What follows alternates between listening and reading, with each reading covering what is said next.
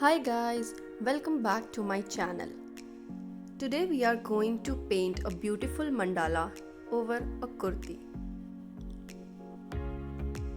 For this I am taking a black sleeveless kurti of mine and giving it a look. It is completely blank, so I wanted to give it a new look. I was not liking it was just too simple for me, and since it was a pure black kurti, it was also a perfect canvas for my mandala. So I have planned to draw a half mandala over my right side. I'm starting by drawing the basic grid. I hope you are well aware of how to draw a grid. If not, I have a very detailed video on how to make a basic mandala grid. I'm choosing here pencil color that will be easily erasable or easily washable.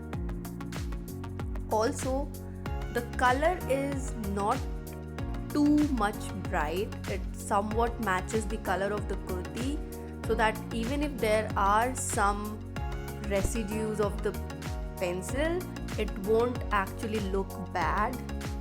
So I have chosen a color that is exactly visible but at the same time on the darker shade, so that it does not look too odd.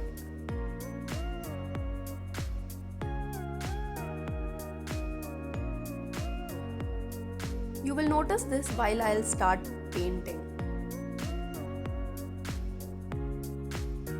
So our basic grid here is complete. Next step I have done is I slid a thick ivory sheet and old paper inside, so that the paint does not get applied on the back side of the kurti. You can use any thick sheet, just make sure that the thickness is enough to stop the paint from getting applied on the back side, or you can also use a plastic sheet. If you are a beginner, you can start by drawing a basic mandala using the pencil first, but I was pretty confident with my painting, so I am not drawing any basic mandala or outline before I started. I'll simply go with the flow.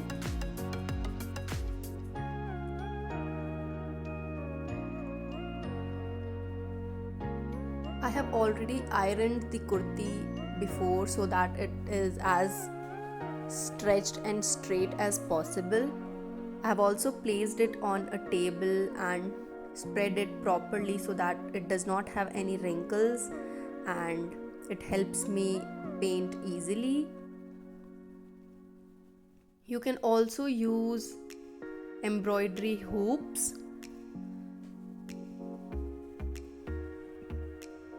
But here my kurti was pretty stable on the table. It was cotton, so it did not slide at all. I'm trying to show the painting from various angles so that it is easier for you to understand. I'm using Faber brush and Fevicryl acrylic paint here. These are fabric paints and they won't get washed away.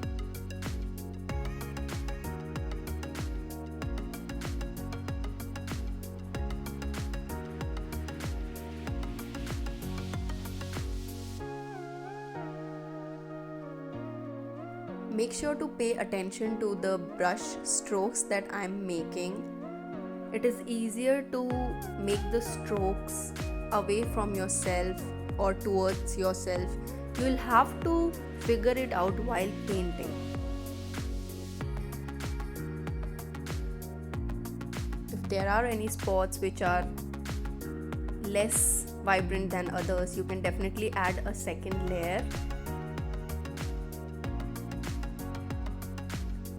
Now you can see why I chose dark blue color for my grid lines or basic outline. In the area where I am working, where I have already applied white color, white paint, you can see that the blue grid lines are not visible at all.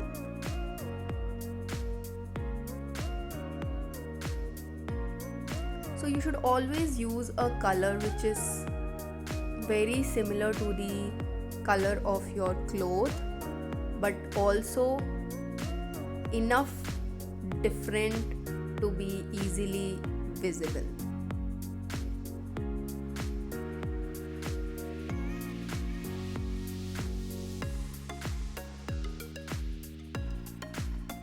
Depending upon your design, you have to increase or decrease the size of the brush that you are using. You can use flat brush for wider strokes or precision brushes or very fine brushes if you have to add intricate patterns inside these.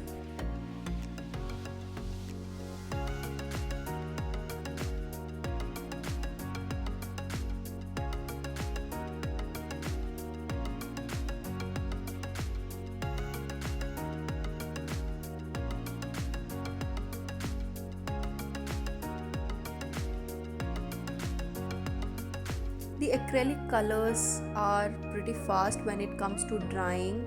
They do dry really fast, but while painting you have to be very cautious that you do not place your hand over a painted area. Just make sure that there is no smudging. You do not accidentally place your hand and smudge.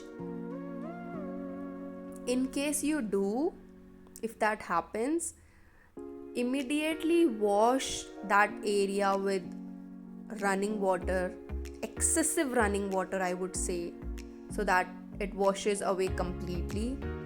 These paints are pretty washable when they are wet, so as soon as you come to know about the smudge area, make sure to wash it.